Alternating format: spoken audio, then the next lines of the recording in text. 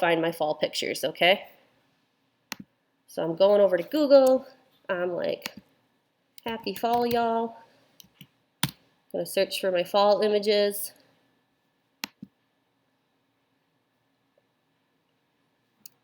I'm gonna be like, wow, this is fantastic.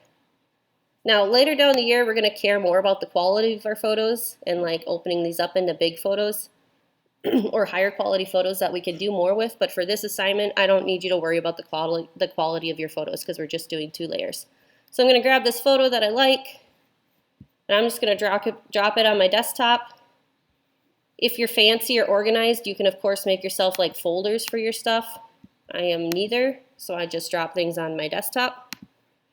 And let's see here. I know I want to do something with pumpkins, so I'm gonna go find some pumpkins. Oh, look at these spooky guys. Cool, fantastic. I love this witchy one. That looks like a shopping link. I'm not gonna click that. Just kidding. How about this adorable guy?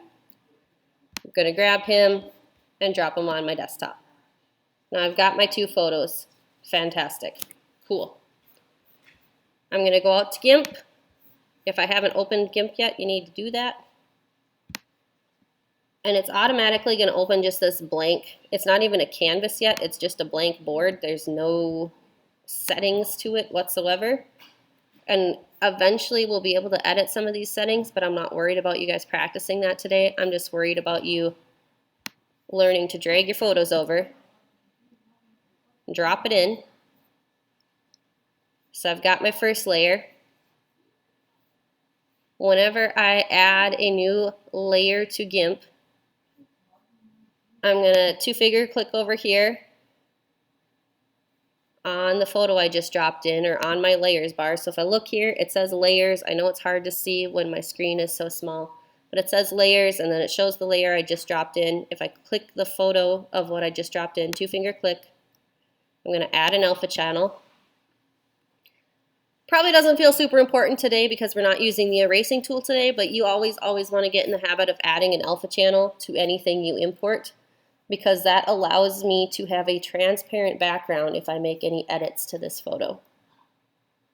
Which sounds maybe like a lot of nonsense to some of you, and that's okay. But like if you think about the problems we ran into with not having clip art in Google Draw, where things just overlap each other and then we can't erase them, that's because we're not being able to add this alpha channel. So get in the habit of every time I import a new layer, I'm gonna add an alpha channel. Now I know I want this photo to be my background. I'm not gonna make any more edits to this photo right now. So before I move to a new layer, if I look up here, right above my layer, it has all these lock options. Okay, the first one is to lock its pixels, or to lock it from like visual editing.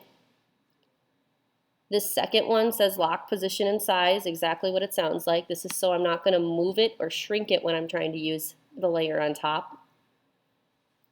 And then I'm going to lock my alpha channel so I can't make any changes to this photo. Because it's my background, I don't want to. I want it to be locked in place. Okay, so I'm going to lock all that down. And now I'm ready to grab my second photo and drop it on top. Yeah, cool. The only thing that you guys need to practice today, there's lots of other cool tools that we'll get to, and if you want to play with them, you want, but the only thing you need to practice today is now going and adding an alpha channel to the second layer. And then right here above my layers, it's giving me this opacity setting. Opacity is just how see-through something is, and I'm going to be able to adjust the opacity to start seeing the background behind it. Now this photo isn't super successful adjusting the opacity because I'm not being able to see my trees in my background, but that's okay. It's just practice. Okay, so I've got my tree layer behind and I've got my opacity on the front. There are eraser tools and other things that we could use to make this cleaner, but you do not have to use them today. This is all the farther I need you to get for your 4 projects today and tomorrow.